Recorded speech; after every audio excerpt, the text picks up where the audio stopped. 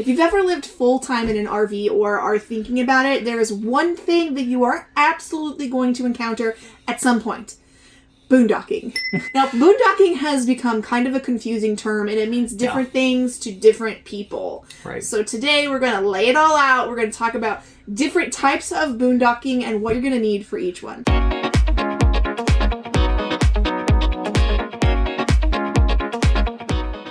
Welcome back, everybody. This is my beautiful wife, Kristen. My name is John, and we are a travel nurse family. I'm the nurse, and we have 3 kids and a dog. We live inside of this 44-foot toy hauler right now. We travel all over the United States taking travel nurse contracts, and we've been doing it now for 5 years.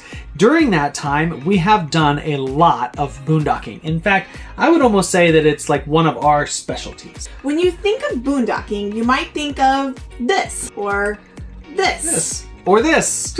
For us and our family, we are very kind of outdoorsy. So we love being out in nature. I love opening the door, seeing the sunrises. Well, seeing the sunsets at least. I don't see sunrises.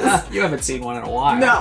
But like being out there in nature, I love hearing like the birds, and I just being out there is wonderful. Especially sunsets. And Arizona just cannot be beat with the balloons and everything, and those rays that you get from the sunshine is amazing. It looks like the state flag. That's right. So being out and about is great. Plus there's sometimes some solitude, not always, but oftentimes there's solitude, which we do appreciate as well. We know that not everyone is interested in that kind of boondocking, and we all RV different, so let's hash it out. So first of all, it's categorized in short term or long term. The short term is like 1 night, maybe 2 nights. You're not going to squeeze any more than 2 nights out. Long term is pretty much anything beyond that, which is a really big range. It could be anywhere from like 3 days, 3 weeks, 3 months.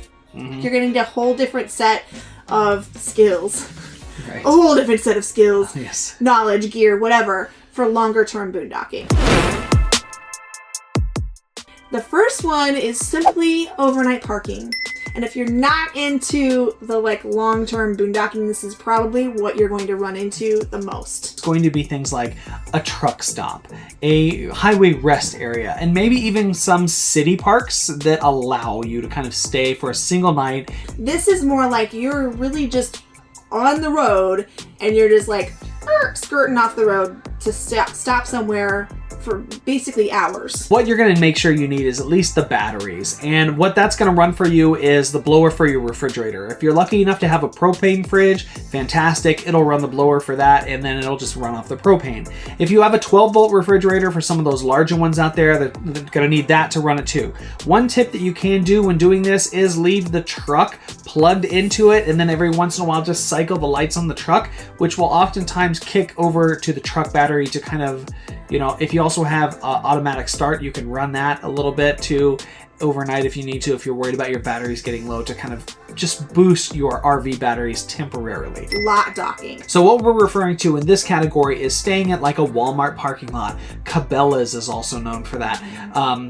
Cracker Barrel usually always has spots for RVs to park in and things like that. Now there's some, give and take here. We always suggest if you're going to be staying in someone's lot and it is allowed, you can always call the manager of the store to make sure that that's okay, and then maybe think about going in and purchasing something. If we stay at a Cracker Barrel, we're going to be eating there for breakfast the next morning. Don't unhook, don't drop the trailer, that kind of thing. Right. However, if you do need to put the slides out, maybe get away with just putting one side out and see if you can park in an area that's next to the curb, so the slides are going out by the curb and not over something else. So just, that kind of stuff. The other really popular lot docking that we like to do, as opposed to any like store, is casino lots. Whenever we've done it, it's never been a bad experience. Right. We've even been able to stay a few nights. Yep. In that situation. Mooch docking. I think people call it different things, but basically it is where you're staying on somebody's property. Yep. And they might have some hookups, or they might not have any hookups. This is also going to include things like Harvest Host and Boondockers Welcome, and anytime that you're staying on somebody's private land where they're offering you a place to mooch off of them. So it's kind of like a pseudo boondocking. Right. We did it when we stayed in Colorado with my brother. Yeah. Yep. We've done it a lot of times, In a lot of places. Yeah.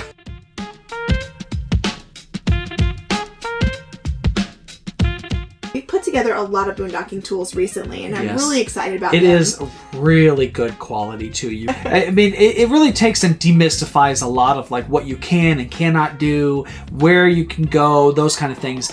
Easy maps. I mean, and yeah, the free boondocking guide by itself is incredible. A lot of people have downloaded that. I think we have hundreds of downloads just in the last 30 days. Yeah. So to get the free boondocking guide, just go to noordinarypath.com/boondocking, and you can get the free boondocking guide right there. We also have an ebook that goes a lot more into depth about all of the logistics. Yeah. If you really want to learn how to like maximize your savings while you're RVing, like truly maximize your savings, boondocking is the answer. And this thing, it's like 50 some odd pages, you guys. This isn't some like little, PDF file that's just like a couple of pages here. No, this is a legitimate book that Kristen has worked on. Very nice. It's you're gonna love it. It is totally worth it. Yeah. So go check that out. Thank you for checking that out. And then finally, the last one, and the one that's the most recognizable, is Dispersed Camping. And this is where there's no hookups. This is public lands. Some like national parks and even like state parks and stuff might have areas where you can boondock or disperse camp there. But this is going to be like national forests and BLM land, BLM, state trust land. All of those kinds of public lands. That's where you're going to be doing the dispersed boondocking that everyone thinks of as boondocking. Right. And you can do this short term, like you're just going through an area and you're going to stay there one night, 2 nights, whatever. Or you can do it longer term. And the longer term is where you're going to need a little bit extra That's right. setup. That's right. Now you can get away with, kind of a hybrid of however you want to do this, to be honest. There are some things to know. Make sure that you know where you can stay and where you can't stay, and if you need a permit to stay on that area. But in terms of like the equipment and stuff that you need, look, our biggest thing is do whatever you can to get out there and start enjoying it. But we also have like a generator that gives you power. Some people have solar, either one, right? That works, whatever works for you. How to manage your water. If you're gonna be dropping the trailer and staying for an extended period of time, it's nice to be able to bring water and stuff to your trailer. And we use like the 60-gallon water bladder bags for that. Same with the black tanks. We have the Schwagen. Yeah. And a macerator pump to pump it out of the RV and up into the Schwagen in the back of my truck so then I can go and take and dump it somewhere. That way the trailer can stay in one place for extended period of time, but we're just kind of moving the stuff around. Now there are plenty of people that don't have those things. Do you need them? No, you don't. You can just hook back up and take your trailer to go dump and fill up on your fresh water and go back to your spot. But if you're like us and you like to stay in one area for a little bit, generally it's 2 weeks at a time at least, it's easier to do that. And with all of the gear, like John said, you don't have to have all of that gear to get started boondocking or to boondock at all. Yep. And certainly, if you don't think that you're going to be extendedly boondocking beyond 2 to 3 days, you don't need any of that. Nope. You just need to make sure you have good batteries, Yep. essentially, and that you're like full on water. And don't let people tell you that you have to have solar, because you absolutely don't. No. We still do not have solar 5 years into doing this, Nope. and we have managed to be just fine without it. Don't get us wrong. I get it. Yeah. I would love it. It's just, for a rig this size and putting into a solar package we're talking like it can get really expensive.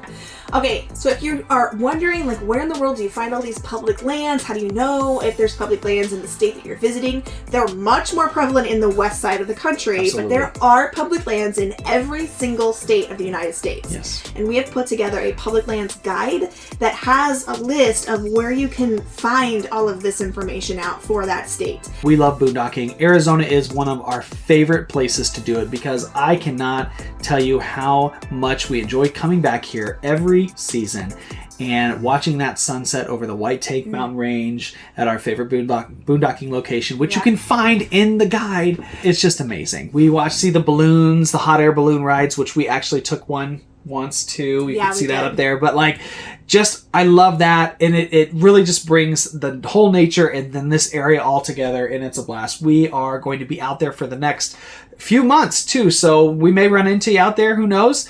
In the meantime, guys, we really appreciate you being here. We hope you found all this information relevant, and please, if you haven't gotten it already, go check out this stuff. Thanks for watching. We'll see you out there.